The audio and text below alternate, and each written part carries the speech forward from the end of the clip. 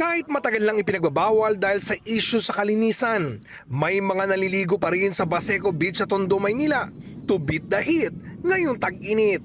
May nag-set up ng tent, pagkain at salbabida. Aba, summer outing nga talaga. Kasama ang pamilya, pati barkada. Yun nga lang daw.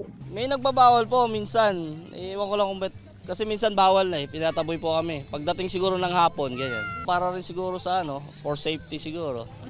Sa kalusugan, di kaya sila nag-aalala? Hindi po kasi dito na po talaga ako lumaki. Sanay na po. Kung tutusin, marami nilang mga public pool sa Maynila. Bawat distrito kasi merong libreng malalanguyan na mga pool na mainam, lalo na ngayong bawal na ang inflatable at makeshift pool sa kalsada.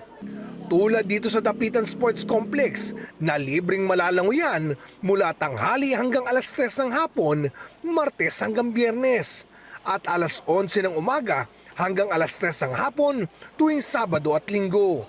Mayroong Vitas Aquatic Center sa Tondo na libre mula alas 10 ng umaga hanggang tanghali tuwing Tuesday hanggang Friday at alauna hanggang alas 5 ng hapon tuwing Sabado at Linggo.